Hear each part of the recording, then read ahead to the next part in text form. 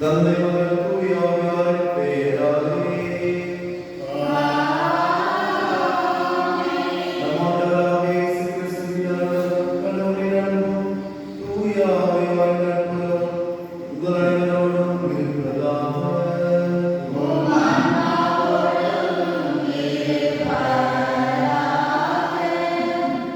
அன்பு சகோதர சகோதரிகளே, உங்கள் அனைவரையும் பொது காலத்தில் 33ஆம் ஆயுள் மணிக்கு அன்போடு வரவேற்கின்றோம். இப்பலியாண்டு இறைமக்கள் அனைவரையும் குடும்பத்திற்காக ஜெபிக்கப்படுகின்றது. இன்றைய வாசல் வழிபாடுகள் நம் அனைவருக்கும் இறுதி காலத்தை பற்றி, உலக முடிவு பற்றியும் அதற்கேற்ற வகையில் நன்மையை நாம் தகுதியான முறையில் மனம் மாற்றி இறை வழியில் நடக்க வேண்டும் என்கிற ஒரு செய்தியை நமக்கு விளக்குகின்றது. இறுதி காலம் என்பது எப்பொழுது என்பது நமக்கு தெரியாது. இருந்தாலும் நம் அனைவரும் இறுதி நாட்களில் இருக்கின்றோம் என்கின்ற ஒரு சிந்தனையில், நம்பிக்கையில் எப்பொழுது நமக்கு இறப்பு வரும், எப்பொழுது நமக்கு முடிவு வரும் என்பதை நாம் அறியாமல் இருந்தால் ஒவ்வொரு நாளும் அருளின் நாள், ஒவ்வொரு நாளும் நமது மனமாற்றத்திற்காக இறைவன் கொடுக்கின்ற நாள் என்பதை நாம் ஏற்று மனம் மாறுவோம், இறைவனின் வழியில் நடக்க முயற்சிப்போம். தூய மறைகளுக்கு தகுந்த முறையில் கொடுக்க தடையாக இருக்கின்ற நமது குற்ற குறைகளை எடுத்து பார்த்து மனவருந்தி மன்னிப்பு கேட்கிறோம்.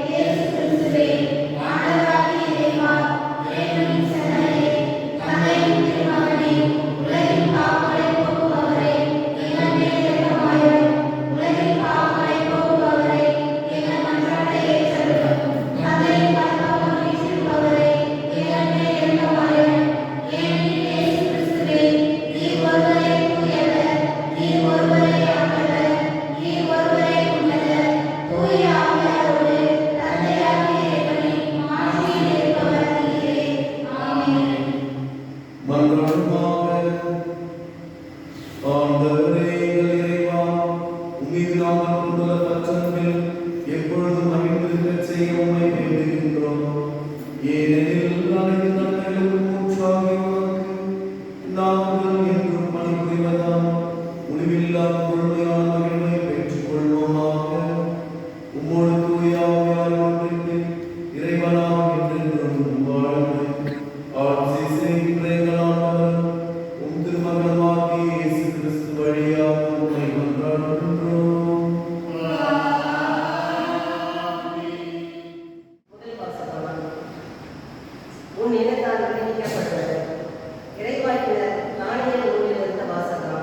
அதிகாரம் 12 இறைவார்த்தைகள் 1 முதல் 3 முடிய. அக்காலத்தில் உன் இனத்தாருக்கு தலைமை காவலரான மிக்கேல் எழும்புவார். மக்களிடம் தோன்றியது முதல் அக்காலம் வரை இருந்திராத துன்ப காலம் வரும். அக்காலத்தில் உன் இனத்தார் விடுவிக்கப்படுவர். நூலில் யார் யார் பெயர் எழுதப்பட்டுள்ளதோ அவர்கள் அனைவரும் மீட்கப்படுவார்கள். இறந்து போய் மண் புழுதியில் விரும்புகிற அனைவரும் பலர் வீழ்த்தெழுவர். அவரும் சிலர் முடிவில்லா வாழ்வு பெறுவர். வேறு சிலரோ வெட்கத்திற்கும் முடிவில்லா இனிமைக்கும் உண்டாவர். ஞானிகள் வானத்தின் பேரொழியைப் போலவும் பலரை நல்வழிக்கு கொணர்ந்தவர். விண்மீன்களைப் போலவும் என்றென்றும் முடிவில்லா காலத்திற்கும் ஒளி வீசி திகழ்வர். ஆண்டவர் வழங்கும் மனவாக்கு பதிலுரை பாடல் பல்லவி. இறைவா என்னை காத்தருளும், உம்மிடம் அடைக்கலம் புகுந்துள்ளேன். ஆண்டவருக்கான என் உண்மை சொத்து, அவரே என் கிண்ணம், எனக்குரிய பங்கை காப்பவரும் அவரே. பல்லவி. ஆண்டவரை இப்பொழுதும் என் கண்முன் வைத்துள்ளேன், அவர் என் வலப்பக்கம் உள்ளார், எனவே நான் அசைவுறேன். பல்லவி. என் இதயம் அக்களிக்கின்றது, என் உள்ளம் மகிழ்ந்து துள்ளுகின்றது, என் உடலும் பாதுகாப்பில் நிலைத்திருக்கும். ஏனெனில் என்னை பாதாளத்திடம் ஒப்புவிக்க மாட்டேன், உம் அன்பனை படுகொலியில் காண மாட்டேன். பல்லவி. வாழ்வின் வழியை நான் அறிய செய்வேன், உமது முன்னிலையில் எனக்கு நிறைவான மகிழ்ச்சி உண்டு, உமது வலப்பக்கத்தில் எப்பொழுதும் இறையின்பம் உண்டு. பல்லவி.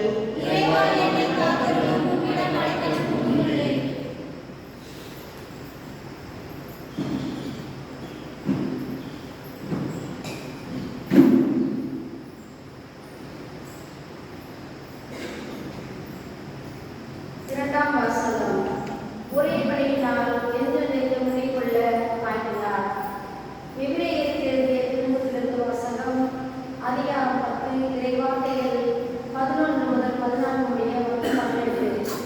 சகோதர சகோதரிகளே, ஒவ்வொருவருக்கும் நாள்தோறும் இறைவழியம் புரியும் போது மீண்டும் மீண்டும் அதே படைகளை செலுத்தி வருகிறார்.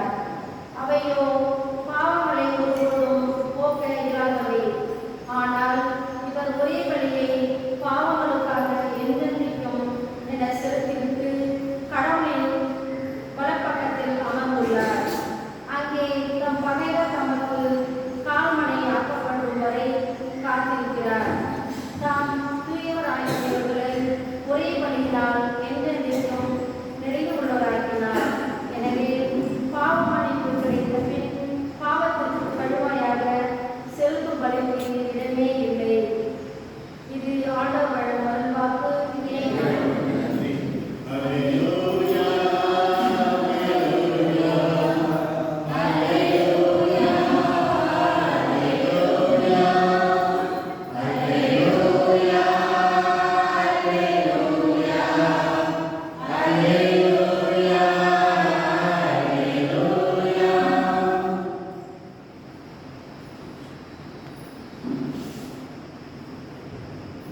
மாணவர்கள் முன்னிலையில் நிற்க வல்லவராவதற்கு எப்பொழுதும் விழிப்பாய் இருந்து கொண்டாடுங்கள்.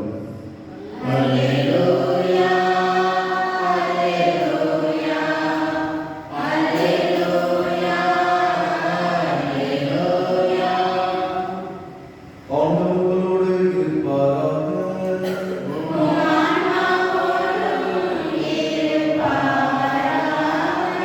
மார்க் எழுதிய தூய நற்செய்தியிலிருந்து வாசகம்.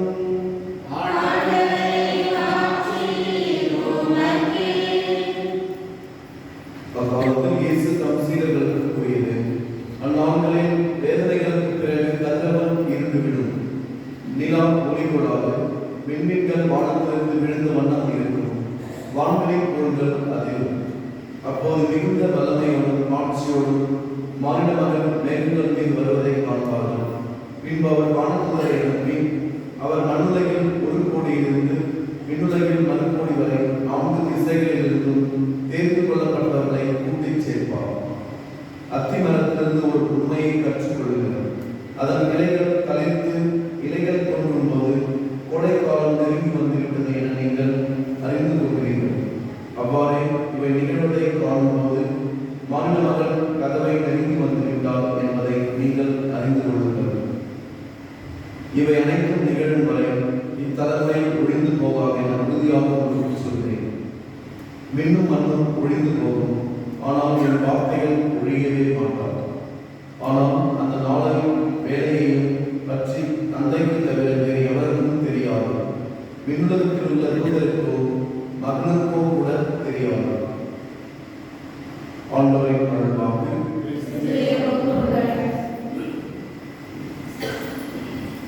அன்புகளே, இன்றைய வாசமொழி வாழ்ந்த அனைவருக்கும் இறுதி காலத்தை பற்றி, உலக முடிவு பற்றி,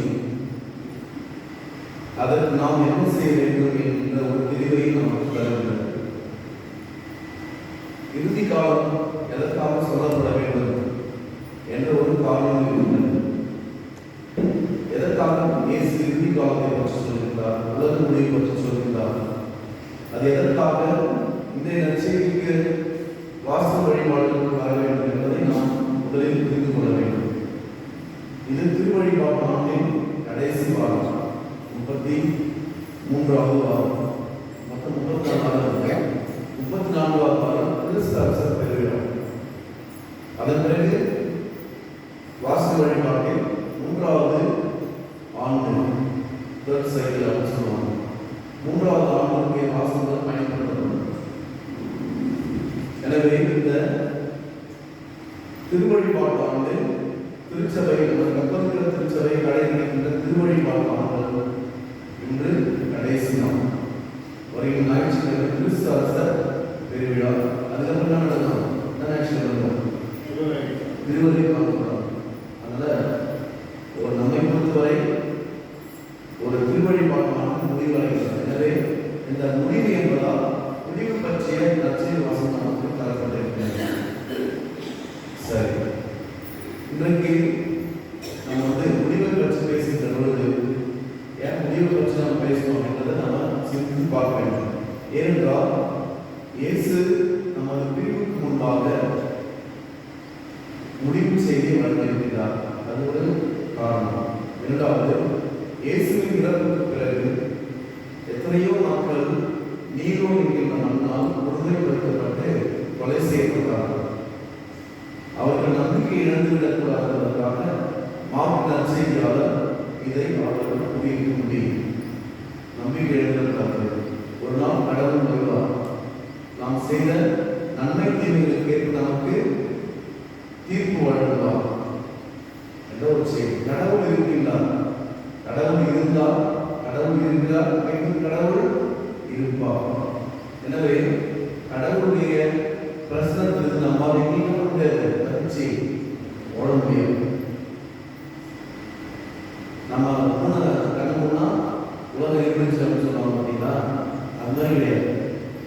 நீங்கள் கடவுள் நம்பிக்கை இல்லாமல் இருக்கலாம், நீங்கள் கடவுளுக்கு கீழ்ப்படியாமல் இருக்கலாம், நீங்கள் படித்தவரை ஆவலாக இருக்கலாம், நீங்கள் பலன் தராத கனி கொடுக்காத அத்திமரங்களாக இருக்கலாம். அதனால கடவுள் என்ன முடியாது, நம்ம நினைக்க கூடாது, சொல்லவும் கூடாது, சொல்ல முடியாது அப்படின்னு சொல்றீங்க. கடவுள் எப்பொழுதும் இருக்கின்றார். இது நாம் புரிந்து கொள்ள வேண்டும். உலக முடிவு ஏன் இப்படி சொல்றாரு இயேசு? கதிரவன் இருந்துவிடும், நிலா ஒளி கொடுக்காது, விண்மீன்கள் வானத்திலிருந்து விழுந்த வண்ணம் இருக்கும், நிறைய வானத்தில் மாற்றங்கள் ஏற்படும். ஆனால் நிறைய மத்திய லட்சத்தை விட அதிகமான இப்போ நாமும் இன்றைக்கு பார்க்கிற பொழுது இப்படிப்பட்ட ஒரு சில நிகழ்வுகளை நாம் பார்க்கணுமா இல்லையா? முதலாவதாக இந்த என்ன சொல்றது, கிளைமேட் சேஞ்ச், சூழ்நிலை, காலநிலை மாறுகிறது, பருவநிலை மாறுகிறது. பார்க்கணுமா இல்லையா? குளோபல் வார்மிங் கேள்விப்பட்டிருந்தா? உலகம் வெப்பமடைந்து கொண்டிருக்கின்றது, காற்று மாசடைகிறது, நீர் மாசடைகிறது, எல்லாமே மாசடைகிறது. கடவுள் ஆதாமியாளர் அதே இயற்கை இருக்கிறார் இருந்தா கொஞ்சம் மனுஷன் பண்ணலாம், அதை அழித்து வருகின்றார் என்பதுதான் உண்மை. கடவுள் ஆதாமியாளர் படைக்கும் போது பாட்டு பாடலாம் இருந்துச்சா? கேன் பாடலாம் இருந்துச்சா? தொழிற்சாலைலாம் இருந்துச்சா? ஒண்ணுமே இல்லை. இயற்கை, இயற்கையோடு இணைந்த ஒரு வாழ்க்கை தான் மனுஷன் வந்தான். இப்போ மனிதனுக்கு என்னைக்கு அறிவு வந்துச்சோ அன்னைக்கு என்ன ஆயிடுச்சு? உலகம் குடி சிறந்துச்சு. வளர்ச்சி என்கின்ற பெயரில், அறிவியல் என்கின்ற பெயரில் மனிதனுக்கே ஆபத்தை, பெரும் ஆபத்தை விளைவித்துக் கொண்டிருக்கிறார். அதான் உண்மை. எங்கேயோ ஒரு வகையில அறிவியலால், மருத்துவத்தால் வளர்ச்சி ஏற்படுகின்ற இந்த உண்மையினாலும் உண்மையிலே மிகப்பெரிய ஒரு ஆபத்தை நோக்கி நாம் சென்று கொண்டிருக்கிறோம். அதற்கடுத்தாக அந்த கிரீன் ஹவுஸ் எஃபெக்ட்ஸ், பசுமை குளிர் வாயு அப்படின்னு சொன்னாங்க. அதுக்கப்புறம் அங்கே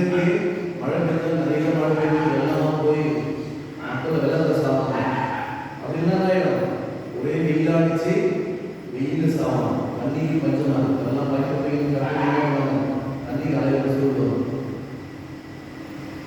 வந்தா ஒரே மழை, இல்லைன்னா ஒரே வெயில். ஒரு நடுநிலை தன்மை இல்லாமல் நாம் இருக்கின்றோம். அதற்கடுத்தாக இப்போ கூட நாசம் சொல்லிடுறாங்க, ஒரு பூமி நோக்கி ஒரு மிகப்பெரிய கல் தான் வந்து அது ஒரு பூமி மேல போன ஆயிடும், பூமியே காலியாயிடும், இவ்வளவுதான் இதுவாயிடும் அப்படின்னு சொல்றோம். நம்ம வந்து என்னென்னோ நடந்தாங்க. இதெல்லாம் உலக முடிவா என்று நமக்கு என்ன தோன்றும். ஆனால் அதனால நம்மளுடைய எதிர்ப்பு காண முடியுமா? பூமி நோக்கி ஒரு கல் வந்து சொன்னாங்க ஒழிய அதை நம்ம பார்க்கலாம். ஆனால் உலக முடிவை நாம் ஒரு சில எண்ணங்கள் வழியாக புரிந்து கொள்ள முடியும். நான் எப்போது இறங்கின்றேனோ அப்போ என் உலக முடியும் அப்படிதான் நினைச்சேன். உலகம் 2030 முடியுமா, 2020 முடியுமா அப்படின்னு நினைச்சா 2030 நம்மள இருக்க முடியுமா? இருக்க முடியாது. வேற யாரும் இருப்பாங்க, வேற ஜெனரேஷன் இருப்பாங்க, இருக்கலாம்.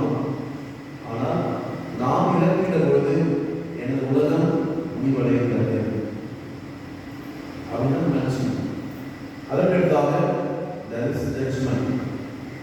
கடவுள் ஒரு நாள் நம்ம நன்மை தீமைகள் கேட்கலாம் தீர்ப்பு வழங்குவார். முதல் வாசகமா தெளிவாக வாசிக்கிறேன். வானதூதர் வருவார்கள். அவங்க வந்து எல்லாரையும் கல்லறையில் இருக்கின்ற எல்லாரையும் எழுப்பிவிட்டு அவங்க உலகம் தோன்றியது முதல் அவர்கள் வாழ்நாட்களில் செய்த நன்மை தீமைகள் கேட்ப அவர்கள் பண்ணுவாங்க, தீர்ப்பு வழங்குவார்கள். நல்லது செய்தவர்கள் விண்ணகத்திற்கும், தீமை செய்தவர்கள் நரகத்திற்கும் செல்ல வேண்டியிருக்கும். எச்சரிக்கை எப்பொழுதுமே நாம் மனதில் வைத்துக் கொள்ள வேண்டிய ஒரு சிந்தனை. இப்போ இயேசுவின் 3 வகையான வருகை இருக்கின்றது. இயேசு முதலில் கடவுளாக இருந்தவர், மனிதனாக பிறந்தவர், கிறிஸ்து பிறந்தது, மனுவாக கடவுள் மனிதராக இருந்தார். அது முதல் வருகை. இயேசு முதல்ல வந்தார். இரண்டாவது வருகை விண்ணேற்றம் அடைந்து மீண்டும் ஒரு நாள் நம்பிக்கை சொல்றதையா அவர் மீண்டும் தந்தை வளர்க்க வச்சிருக்கின்றார். வாழ்வுரை இறந்தோரை நடத்தி அவர் மீண்டும் வருவார். அது இரண்டாம் வருகை. இன்னொரு வருகை இருக்கின்றது. எங்கெல்லாம் திருப்பலி நடைபெறுகிறதோ அங்கெல்லாம் இயேசு பிரசனம் இருந்து கொண்டிருக்கிறது. அதனால இயேசு முதல் வந்தாரு. அப்படி எப்பயாவது ஒரு உலக முடியல வருவாரு அப்படின்னு நினைச்சு என்ன பண்ணுறாரு? இஷ்டத்துக்கு ஆடக்கூடாது. நிறைய பேர் நினைச்சிருக்காங்க நம்மளாம் சாவே இல்லை, எல்லாம் சாவே நான் இஷ்டப்படி என்னை என்ன பண்ண முடியாது, ஒன்றுமே பண்ண முடியாது, சொல்ற ஆழமான ஆடாடுறாங்க அப்படின்னு நினைக்கிறார். இயேசு எப்பொழுதும் திருப்பலி வழியாக பிரசனமாக இருக்கிறார். திருவருட்சாதனம் வழியாக நற்கருணை ஒவ்வொரு அடையாளம் என்கின்ற திருவருட்சாதனம் வழியாக அவர் மீண்டும் மனிதர்களோடு ஒப்புரவாகி கொண்டே இருக்கிறார். அதனால கடவுள் இல்லை, இயேசு என்ன பார்க்கல நம்ம முடியாது, நினைக்க முடியாது. திருவிழியத்தின் வழியாக இயேசு நம்மோடு பேசிக் கொண்டுதான் இருக்கிறார். நம்ம எப்பொழுதெல்லாம் பைபிளுக்கு வாசிக்கிறோம், கடவுளோடு பேசுகிறோம், கடவுள் சொல்வதை கேட்கின்றோம். அந்த எண்ணம் நமக்கு இருக்க வேண்டும். அதற்கடுத்தாக அத்திமரத்திலிருந்து நீங்கள் கற்றுக்கொள்ள வேண்டும் என்று இயேசு சொல்கிறார். அத்திமரம் நம்ம அவர் வெளிப்படையாக சொல்றார். அத்திமரம் இலைகள் தளிர்த்து இலைகள் தோன்றும் போது கோடைக்காலம் வந்துவிட்டது. கூட நம்ம அத்திமரம் நம்ம இருந்தாலும் வேப்பமரம் எப்போ நல்லா காய் காய்க்கும், கோடை காலம்னா வேப்பமரம் காய்க்கும். அப்போ வந்து பூ வச்சு காய் காய்ச்சணும்னு சொல்லணும். கோடை காலம் வச்சு கோடையில் காய்க்கின்ற காயம் இயேசு காலத்தில் அந்த இதய பகுதிகளில் அதை பார்த்து தெரிஞ்சுன்னு சொல்றாரு. அந்த இலைகள் தளிர்த்து இலைகள் சொல்லும் போது கோடை காலம் நெருங்கி வந்து விட்டது சொல்றாரு. அப்பொழுது இயேசு இருக்கின்றார். நான் இங்கு இருக்கின்றேன், நான் யார் என்பதை நீங்கள் உணராமல் முடியாமல் என்னை நம்பாமல் நீங்கள் இருக்கின்றீர்கள் என்று இயேசு மறைமுகமாக சொல்கிறார். நீங்க ஒரு மரத்தை பார்த்து இந்த சீசன் வந்துருச்சு அப்படின்னு நினைக்கிறீங்க. அதுபோல என்னை பார்த்து நீங்க என்ன பண்ணலாம்? மாண்டவன் வந்து விட்டார், அவர் மனமாற்றத்தை எடுத்திருக்கிறார் அப்படின்னு நீ ஏன் புரிஞ்சு மாட்டீங்கன்னு கேட்கறது. இயேசு இருக்கிறார்களா? நாம் என்ன செய்யணும்? பதில் தர வேண்டும். என்ன பதில்? மனமாற்றம். கடவுளை சந்திப்பதற்கு நம்மை நாம் தயாராக இருக்க வேண்டும். அல்லது நீங்க நினைச்சு பார்க்கலாம், இன்றைக்கு 17/11/2025 நீங்க செத்துருவீங்க சொல்லி கடவுள் சொல்றாரு. என்ன பண்ணுவீங்க? இன்னைக்கு 17 நவம்பர் மாதம் 2024, 2025 17 நவம்பர் மாதம் நீங்க அவுட்டு அப்படின்னா என்ன பண்ணுவீங்க? எல்லாம் கரெக்டாக இருப்பாங்க, மனம் மாறிடுவாங்க, உதவி செய்வாங்க, அன்பு செய்வாங்க, எல்லாரையும் மன்னிச்சுவாங்க. ஏன்? அப்போ எப்போ சாமிக்கு தெரியாமல் நம்ம ஆட்டம் போட்டுக்கணும். அதான் உலக முடிவு.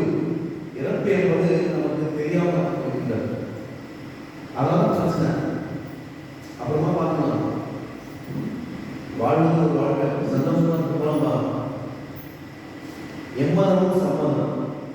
எல்லா கடவுளும் எல்லா சாமியும் ஒன்றுதான். அந்த சாமி போய் வந்து இந்த சாமி வந்துக்கிட்டு அங்கே போகிறது எல்லாரும் பார்க்கணும். கேட்டா எம்மதமும் சம்மதம். எல்லா கடவுளும் ஒன்றுதான் பண்ணா நினைக்கிறோமோ இல்லையா?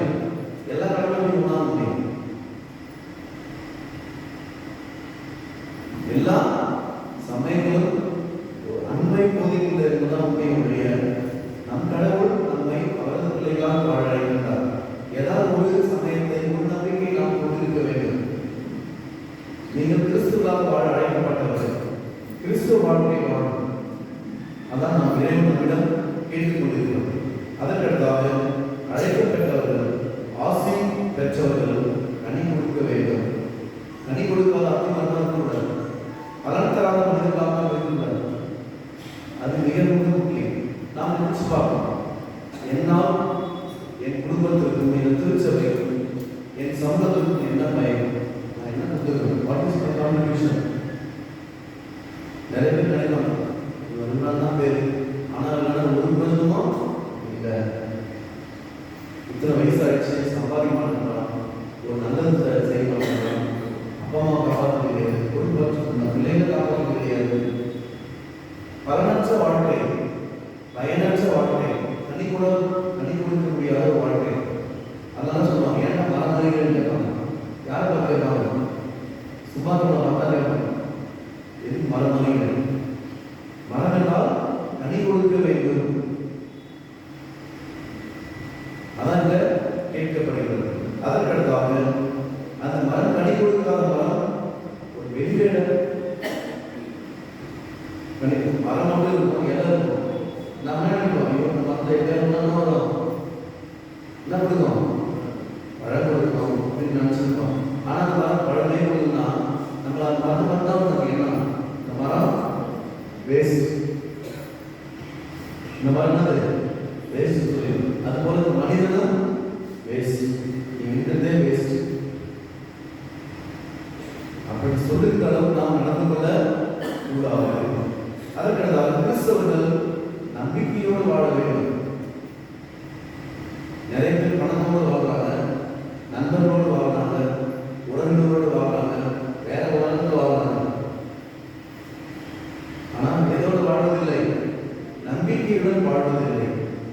நீங்கள் நம்பிக்கையுடன் வாழவில்லை என்றால் இந்த உலகத்தில் நாம் சந்திக்கின்ற கவலைகள், பிரச்சனைகள், கஷ்டங்கள், சவால்கள் நம்ம என்ன பண்ணிடும்? நெருக்கிவிடும். நெருக்கி ஒரு சாகடிச்சிடும். சிறிய துன்பம் நமக்கு மிக பெரிதாக கொடுக்கும். எப்பொழுது நம்பிக்கை இல்லாமல் இருந்தீங்கன்னா, கடவுள் நம்பிக்கை இல்லாமல் இருந்தால் நீங்க எந்த பிரச்சனை உங்களுடைய சந்திக்க முடியாது. கடவுள் நம்பிக்கை இருந்தால், கடவுளோடு இருந்தால் நீங்கள் எந்த பிரச்சனையும் சந்திக்க முடியும். ஏனென்றால் நமது பிரச்சனைகள் பெருசு இல்லை. யார் பெரியவர்? பெரியவங்க, நம்ம பிரச்சனை பெருசா? கடவுள் தான் பெரியவர். எனவே இறை நம்பிக்கையை நாம் கொண்டு வாழ்ந்தால் நாம் எதையும் சந்திக்க முடியும். ஒருவேளை நீங்கள் இந்த நிகழ்வுகளை இயேசுவை பார்த்து, அத்தி மரத்தை பார்த்து நீங்கள் திருந்தவில்லை என்றால் அழிவை சந்திப்பதை தவிர்க்க முடியாது. இயேசு நிறைய முறை சொல்கிறார், தான் இருந்து மனு முடிந்து போகும் என் வார்த்தைகள் மொழியாக சொல்கிறார். எடுத்துக்காட்டாக சொல்றாங்க, இயேசு சொன்னவர் நடைபெற்று கொண்டது எருசலேம். எருசலேமில் பார்த்து இயேசு அழுதார். ஏன்? எருசலேம் இயேசுவை ஏற்றுக்கொள்ளவில்லை. எருசலேமில் யாரு? எருசலேமில் வாழ்ந்த யூதர்கள். அவர்தான் இறைமகன், அவர்தான் இந்த உலக மீட்பர், அவர் சொல்வதை நாம் கேட்க வேண்டும் என்பதை இந்த பரிசேயர்கள் திருச்சட்டத்தில் ஏற்றுக்கொள்ளவில்லை. அவர்தான் இந்த எருசலேம் நல்லவன் வழிபடுகிறது, இந்த ஆலயம் பிடிக்கப்படும் என்று சொன்னார். இந்த எருசலேம் ஆலயம் இருந்தா இல்லை. இன்றைக்கு கூட இஸ்ரேல் பாலஸ்தீன் பிரச்சனை தொடர்ந்து கொண்டிருக்கின்றது. இயேசு பிறந்த, இயேசு இறந்த அந்த புண்ணிய பூமியானது போர்க்களமாக காட்சி கொடுத்துக் கொண்டிருக்கிறது. இயேசு என்ன சொன்னாரு? 2024 ஆண்டு சொன்னார். ஒரே ஒரு இதுக்கு நாளே சொல்லியிருப்பாங்க. எனவே இயேசு சொன்ன அனைத்து வாக்குகளும் கொண்டால் நிச்சயமாக நிறைவேறும், நடக்கும். எப்போ தெரியாது. இயேசு சொன்ன நிகழ்வுகள் வானத்தில் இருக்கின்ற அடிகள் நிலம் அங்கே மத்திய செல்ல அங்கங்கே நிலநடுக்கம் ஏற்படும், பெருவெள்ளம் ஏற்படும் அப்படின்னு சொன்னார். எல்லாமே நடந்தார்கள். எனவே நாம் இந்த எருசலேம் அழிவை நாம் மனதிற்கு வைத்துக் கொள்ள வேண்டும். என்ன செய்ய முடியும் என்பதை சிந்தித்து பார்க்கிற பொழுது இயேசுவின் வருகையை நாம் மதிக்க வேண்டும். இயேசுவின் வருகைக்கு நம்மை நாம் தயார்படுத்திக் கொள்ள வேண்டும். அனைத்து மிக அழகாக சொல்லுவாங்க, இயேசுவை நாம் இந்த உலகத்தில் வரவேற்க வேண்டும். எப்படி வரவேற்க முடியும்? நம் சகோதர சகோதரிகளுக்கு நாம் செய்த சிறு சிறு செயல்களை மிகுந்த அன்போடு செய்வது வழியாக இயேசுவை இந்த மனிதனுக்கு நாம் கொண்டு வர முடியும் என்று சொல்லுவோம். நம் சகோதர பெரிய நாட்களாக இருந்தார், சரிங்களா? கால்கை உங்களுக்கு ஒப்படைக்கப்பட்ட ஒரு மனைவி, ஒரு பிள்ளைகள், நண்பர்கள், சகோதர சகோதரிகள், அவர்களுக்கு நீங்கள் சின்ன செயல்களை எப்படி செய்யணும்? மிகுந்த அன்போடு செய்கிற பொழுது கடவுள் அங்கு இருக்கின்றார். கடவுள் அங்கு இருக்கின்றார். அதை நாம் மனதிற்குள் வைத்துக் கொள்ள வேண்டும். அதற்காக நாம் அச்சப்படக்கூடாது. இருளுக்கு நடுவில் நம்பிக்கை என்கின்ற ஒளியை ஏற்றுக்கொண்டு நாம் பயணம் செய்ய வேண்டும்.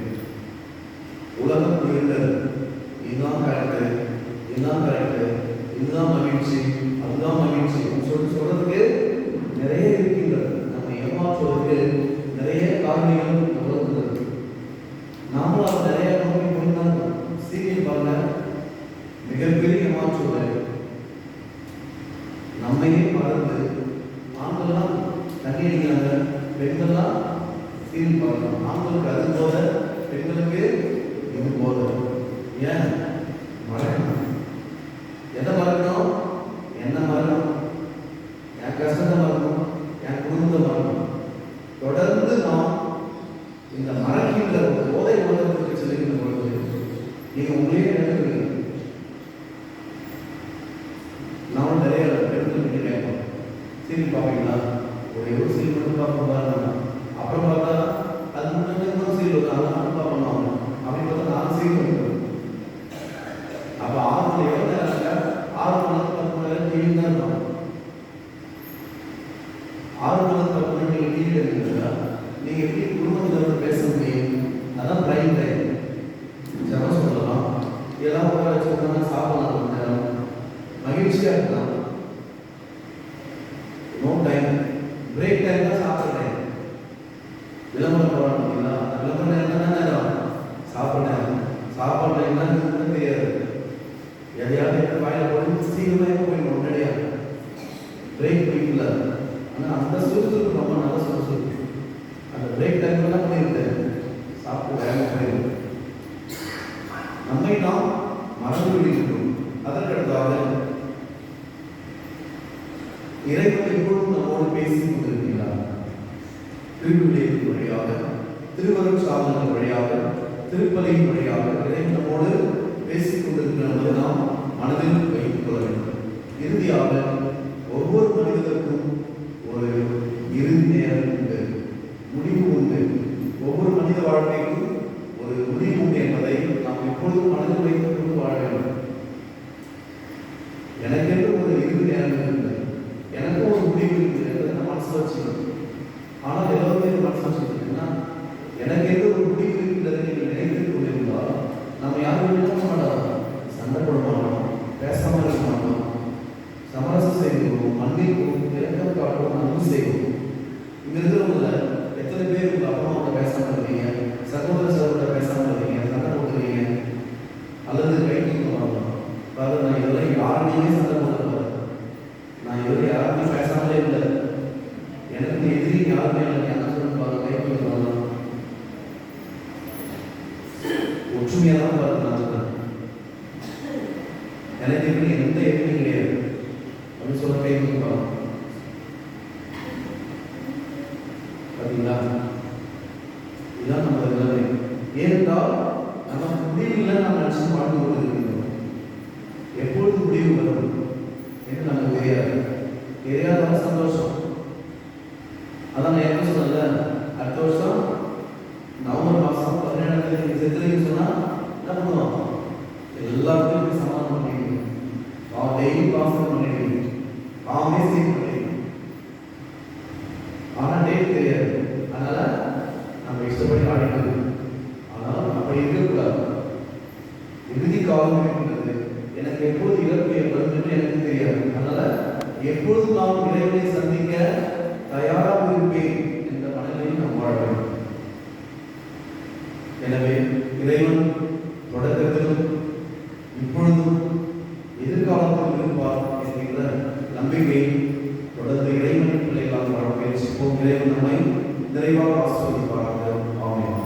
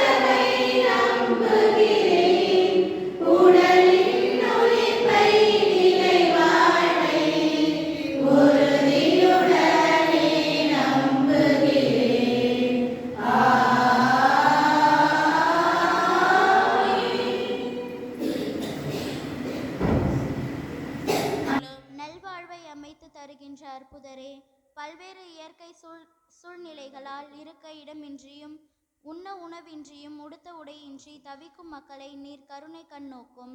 தாராள உளம் படைத்தோரை நீர் அவர்களுக்கு உதவி அனைத்துமாய் இருந்து பாதுகாத்து அரைவணத்திட வேண்டும் என்று உம்மை மன்றாடுகிறோம். ஆண்டவரே, எங்கள் மன்றாட்டை கேட்டருளும்.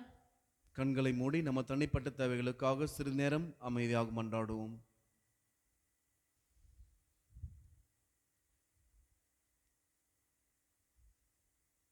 இந்த மன்றாட்டுக்களை எங்கள் ஆண்டவராகிய கிறிஸ்து வழியாக உம்மை பார்த்து மன்றாடுகின்றோம். ஆமென். என்னையே முழுவதும் உம்மிடம் தருகின்றேன். என் மனம் அறிந்து நீ உன் கையில் ஏற்றிடுவாய். என்னையே முழுவதும் உன்னிடம் தருகின்றேன். என் மனம் அறிந்து நீ உன் கையில் ஏற்றிடுவாய். உண்மைக்காக வாழ்ந்திடும் நெஞ்சம் என்னில் உண்டு. உயிர் கொடுக்கவும் துணிந்திடும் உந்தன் பாதை சென்று. உண்மைக்காக வாழ்ந்திடும் இறைவன் நெஞ்சம் என்னில் உண்டு. உயிர் கொடுக்கவும் துணிந்திடும் உந்தன் பாதை சென்று. என் நெஞ்சில் வாழ்பவன் நீதானே, இனி அச்சம் கொள்வதும் வீந்தானே. என் நெஞ்சில் வாழ்பவன் நீதானே, இனி அச்சம் கொள்வதும் வீந்தானே. எந்தன் பணியில் 1000 தடைகள் வந்து இயேசுவே, உனது வழியில் பயணம் தொடர என்னையே முழுவதும் உன்னிடம் தருகின்றேன். என் மனம் அறிந்து நீ உன் கையில் ஏற்றிடுவாய். அன்பு சகோதர சகோதரிகளே, என்னுடையதும் உங்களுடையதுமான இந்த பலி எல்லாம் வல்ல இறைவனாகி தந்தைக்கு ஏற்றதாகும்படி மன்றாடுங்கள். ஆண்டவர் தமது பெயரை போற்றிக்காகவும் ஆட்சிக்காகவும் தமது நன்மைக்காகவும் புனித திரு அவையின் அனைத்து நலனுக்காகவும் உமது கையிலிருந்து பலியை ஏற்றுக்கொள்வாராக. ஆண்டவரே, எங்களுக்கு அருள் புரிய உம்மை வேண்டுகின்றோம். அதனால் மாண்புக்குரிய உமது திருமுன் நாங்கள் ஒப்பு கொடுக்கும் இக்காணிக்கை இறை பற்றின் அருளையும் நிலையான பேரின்பத்தையும் எங்களுக்கு பெற்று தருவதாக. எங்கள் ஆண்டவராகிய கிறிஸ்து வழியாக உம்மை மன்றாடுகின்றோம். ஆமென். ஆண்டவர் உங்களோடு இருப்பாராக. உம் ஆன்மாவோடும் இருப்பாராக. இதை எங்களை மேலே எழுப்புங்கள். ஆண்டவரிடம் எழுப்பியுள்ளோம். நம் இறைவனாகிய ஆண்டவருக்கு நன்றி கூறுவோம். அது தகுதியும் நீதியும் ஆனதே. ஆண்டவரே, தூயவரான தந்தையே, என்றும் உள்ள எல்லாம் வல்ல இறைவா, எங்கள் ஆண்டவராகிய கிறிஸ்து வழியாக எந்நாளும் எவ்விடத்திலும் நாங்கள் உமக்கு நன்றி செலுத்துவது மெய்யாகவே தகுதியும் நீதியும் ஆகும். எங்கள் கடமையும் மீட்புக்குரிய செயலும் ஆகும். தவறிழைத்த எங்கள் மீது கிறிஸ்து இரக்கம் கொண்டு கன்னிமரியாவிடமிருந்து பிறக்க திருவுளமானார். சிலுவையில் பாடுபட்டு முடிவில்லா சாவிலிருந்து எங்களை விடுவித்தார். இறந்தோரிடமிருந்து உயிர்த்தெழுந்து நிலை வாழ்வை எங்களுக்கு அருளினார். ஆகவே வானதூதர் முதன்மை வானதூதரோடும் அரியணையில் அமர்வோர் தலைமை தாங்குவோரோடும் வான்படைகளின் அணிகள் அனைத்தோடும் சேர்ந்து நாங்கள் உமது மாட்சியை புகழ்ந்து பாடி முடிவின்றி சொல்வதாவது: தூயவர் தூயவர் தூயவர், வான்படைகளின் கடவுளாம் ஆண்டவர். விண்ணகமும் மண்ணகமும் உமது மாட்சியால் நிறைந்துள்ளன.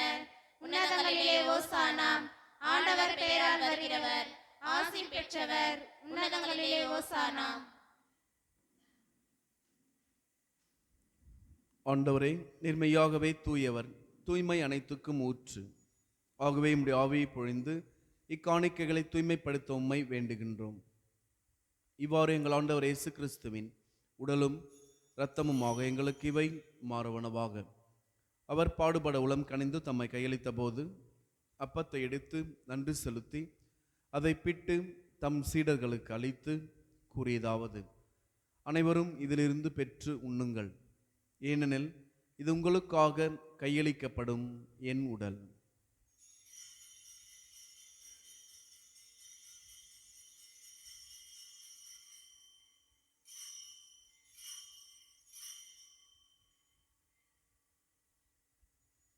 அவ்வனமே இரவு விருந்தை அருந்திய பின் கிண்ணத்தையும் எடுத்து மீண்டும் உமக்கு நன்றி கூறி தம் சீடர்களுக்கு அளித்து அவர் கூறியதாவது: அனைவரும் இதிலிருந்து பெற்று பருகுங்கள், ஏனெனில் இது புதிய நிலையான உடன்படிக்கைக்குரிய என் இரத்தத்தின் கிண்ணம். இது பாவ மன்னிப்புக்கென்று உங்களுக்காகவும் பலருக்காகவும் சிந்தப்படும். இதை என் நினைவாகச் செய்யுங்கள்.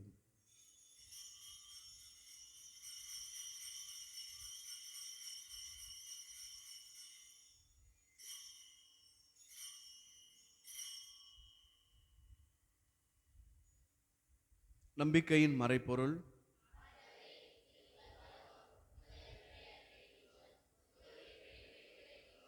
ஆகவே ஆண்டவரே, நாங்கள் கிறிஸ்துவின் இறப்பினையும் உயிர்ப்பினையும் நினைவு கூர்ந்து வாழ்வு தரும் அப்பத்தையும் மீட்பளிக்கும் கிண்ணத்தையும் ஒப்புக் கொடுக்கின்றோம். உம் திருமுனின்று உமக்கு ஊழியம் புரிய தகுந்தவரை எங்களை ஏற்றுக்கொண்டீர். எனவே உமக்கு நன்றி செலுத்துகின்றோம். மேலும் கிறிஸ்துவின் உடலிலும் இரத்தத்திலும் பங்கு கொள்ளும் எங்களை தூய ஆவியார் ஒன்று சேர்க்க வேண்டும் என உம்மை தாழ்மையுடன் மன்றாடுகின்றோம். ஆண்டவரே, உலகெங்கும் பரவியிருக்கும் உமது திரு அவையை நினைவு கூர்ந்தருளும். எங்கள் திருத்தந்தை பிரான்சிஸ், எமது பேராயர் பிரான்சிஸ் கலிஸ்ட், எல்லா திருநிலையினர் ஆகிய அனைவரோடும் உமது திரு அவை அன்பில் நிறைவு பெறச் செய்தருளும்.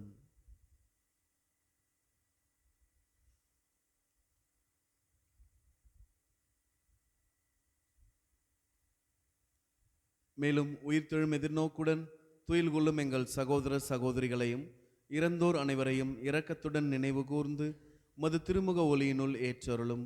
எங்கள் அனைவர் மீதும் இரக்கமாயிரும். கடவுளின் கன்னித்தாயான புனித மரியா, அவருடைய கணவரான புனித யோசேப்பு, புனித திருத்துதர்கள், இவ்வுலகில் உமக்கு உகந்தவராயிருந்தோர் ஆகிய புனிதர் அனைவரோடும் நாங்கள் நிலைவாழ்வில் பங்கு கொள்ளும் தகுதி பெற்று உம் திருமகன் இயேசு கிறிஸ்து வழியாக உம்மை புகழ்ந்தேத்தும் வரம் அருள உம்மை மன்றாடுகின்றோம். இவர் வழியாக இவரோடு இவரில் எல்லாம் வல்ல இறைவனாகிய தந்தை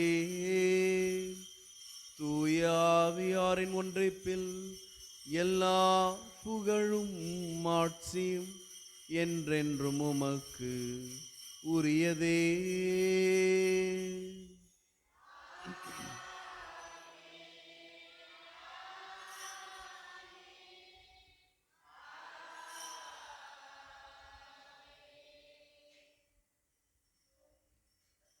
நாம் அனைவரும் இறுதி நாட்களில் இருக்கின்றோம் என்பதை உணர்ந்து அதற்கேற்ற மனமாற்றத்தையும் ஒப்புரவையும் பெற்றுக்கொள்ள தேவையான அருளையும் ஆற்றலையும் விண்ணக தந்தை நோக்கி மன்றாடுவோம். விண்ணுலகில் இருக்கின்ற எங்கள் தந்தையே, உமது பெயர் தூயதென போற்ற பெறுக. உமது ஆட்சி வருக. உமது திருவுளம் விண்ணுலகில் நிறைவேறுவது போல மண்ணுலகிலும் நிறைவேறுக. எங்கள் அன்றாட உணவை இன்று எங்களுக்கு தாரும். எங்களுக்கு எதிராக குற்றம் செய்வோரை நாங்கள் மன்னிப்பது போல எங்கள் குற்றங்களை மன்னியும். எங்களை சோதனைக்கு உட்படுத்தாதேயும், தீமையிலிருந்து எங்களை விடுவித்தருளும். ஆண்டவரே, தீமை அனைத்திலும் இருந்தும் எங்களை விடுவித்து எங்கள் வாழ்நாளில் அமைதியை கனிவுடன் அருளுமை மன்றாடுகின்றோம். உமது இரக்கத்தின் உதவியால் நாங்கள் பாவத்திலிருந்து எப்போதும் விடுதலை பெற்று யாதொரு கலக்கமுமின்றி நலமாயிருப்போமாக. நாங்கள் எதிர்நோக்கி இருக்கும் பேரின்பத்துக்காகவும் எம் மீட்பராகிய இயேசு கிறிஸ்துவின் வருகைக்காகவும் காத்திருக்கின்றோம். ஏனெனில் ஆட்சியும் வல்லமையும் ஆட்சியும் என்றென்றும் உமதே. ஆண்டவரே இயேசு கிறிஸ்துவே, அமைதியை உங்களுக்கு விட்டுச் செல்கின்றேன், என் அமைதியை உங்களுக்கு அளிக்கின்றேன் என்று உம் திருத்தூதர்களுக்கு மொழிந்தீரேன். எங்கள் பாவங்களை பாராமல் உமது திரு அவை நம்பிக்கையை கண்ணோக்கி உமது திருவுளத்துக்கு ஏற்ப அதற்கு அமைதியும் ஒற்றுமையும் அளித்தருள்வீராக. என்றென்றும் வாழ்ந்து ஆட்சி செய்கின்றவர் நீரே. ஆமென். ஆண்டவருடைய அமைதி உங்கள் அனைவரோடும் என்றும் இருப்பதாக. உம் ஆன்மாவோடும் இருப்பதாக. ஒருவருக்கொருவர் அமைதியை பகிர்ந்து கொள்வோம். உலகின் பாவங்களை போக்கும் இறைவனின் சமரியே, எங்கள் மேல் இரக்கமாயிரம். உலகின் பாவங்களை போக்கும் இறைவனின் சமரியே, எங்கள் மேல் இரக்கமாயிரம். உலகின் பாவங்களை போக்கும் இறைவனின் சமரியே, எங்களுக்கு அமைதியை அளித்தருளும்.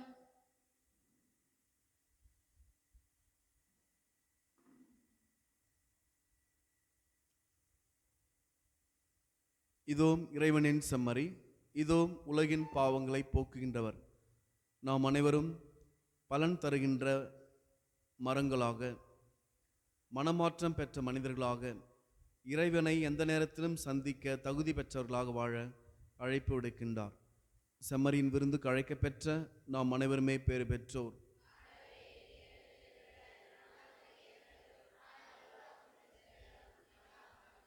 கிறிஸ்துவின் திருவுடலும் திருரத்தம் நம்மை காத்து நிலை வாழ்வளிப்பனவாக.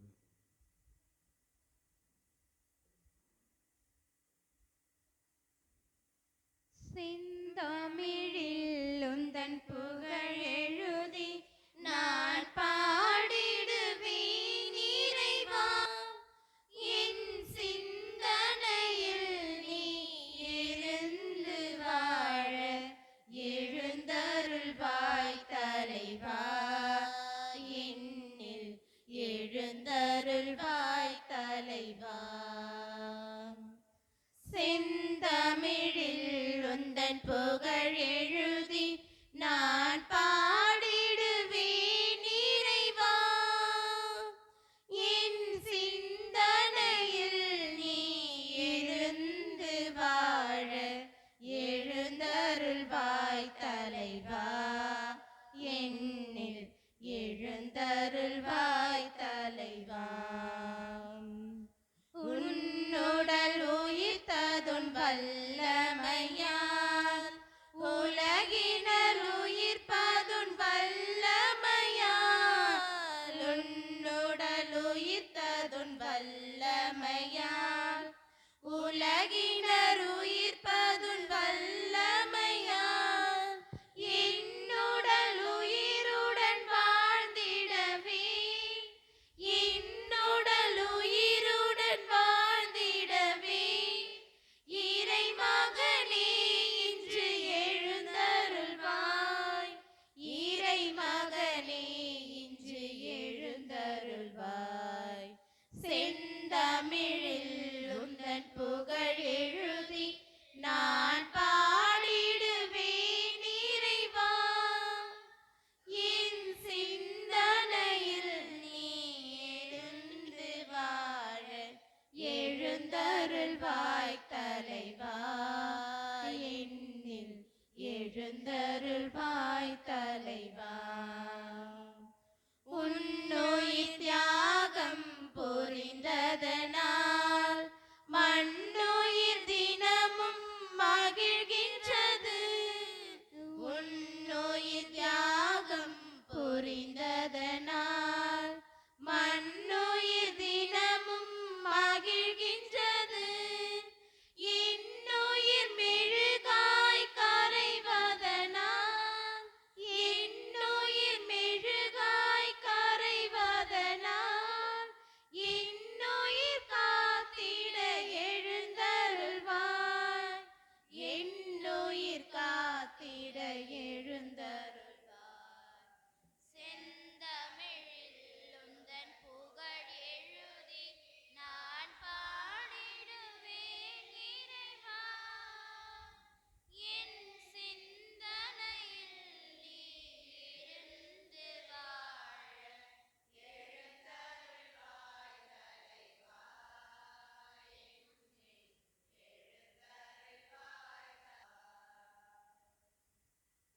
கிறிஸ்துவின் ஆத்மமே என்னை அர்ச்சியும். கிறிஸ்துவின் தேகமே என்னை ரட்சியும். கிறிஸ்துவின் இரத்தமே என்னை போர்ப்பியும். திருவிழா தீர்த்தமே என்னை தூய்ப்பியும். கிறிஸ்துவின் பாடுகள் என்னை தேற்றிட அருள் நிறை இயேசுவே என்னை கேட்டிடும். அரிய காயங்களுள் என்னை வைத்திடும்.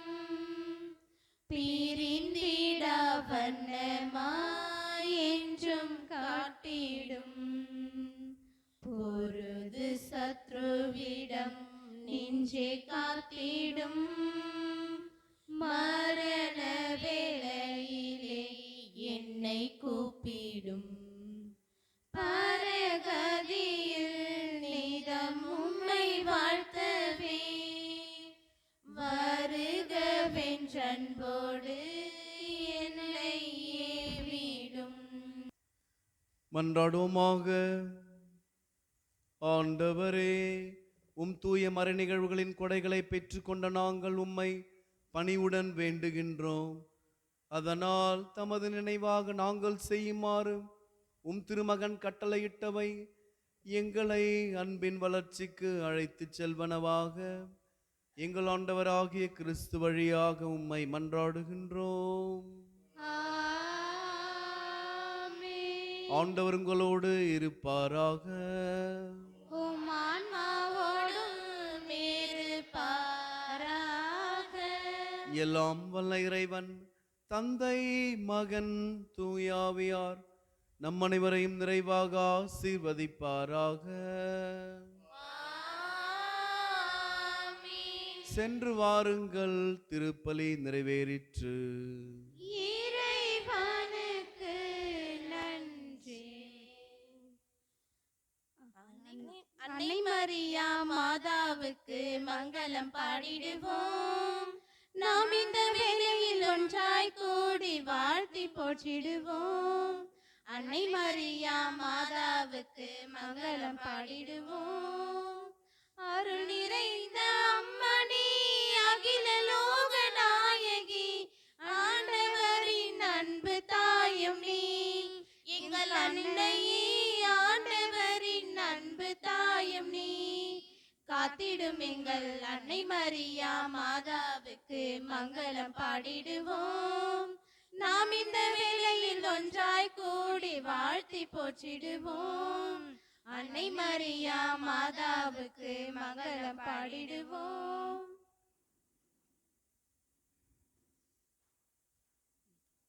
முழந்தால் படியிடுவோம். நித்திய ஸ்துதிக்குரிய பரிசுத்த நற்கருணைக்கு பக்தியாய் ஆராதனை ஏற்றிசையும் புரிவோம். நித்திய ஸ்துதிக்குரிய பரிசுத்த நற்கருணைக்கு பக்தியாய் ஆராதனை ஏத்திசையும் புரிவோம். நித்திய ஸ்துதிக்குரிய பரிசுத்த நற்கருணைக்கு பக்தியாய் ஆராதனை ஏத்திசையும் புரிவோம். இயேசுவின் மகா பரிசுத்த இருதயமே, ஸ்நேகமரும் சுவாமி, மரியாயின் மாஸ்டர் திருதயமே, இரட்சகமரும் தயாரே, திருக்குடும்பத்தின் தலைவரான சூசியப்பரே, எங்களுக்காக வேண்டிக் கொள்ளும். இறைவனின் அன்னையாக புனித கன்னிமரி அம்மாளே, எங்களுக்காக வேண்டிக் கொள்ளும். புதுமையில் சிகரமான புனித அந்தோனியாரே, எங்களுக்காக வேண்டிக் கொள்ளும். எங்களூர் பாதுகாவலே நல்லூர்து மாதாவே, எங்களுக்காக வேண்டிக் கொள்ளும். எங்கள் பெயர்களை தாங்கிக் கொண்டிருக்கின்ற அனைத்து புனிதர்களே, புனிதைகளே, எங்களுக்காக வேண்டிக் கொள்ளும். இயேசு மரி சூசை, எங்களை இரட்சியும். தந்தை, மகன், தூய ஆவியாரின் பெயராலே ஆமென். இயேசுவுக்கே புகழ், இயேசுவுக்கே நன்றி. மரியே வாழ்க, உம் புகழ் என்றென்றும் வாழ்க.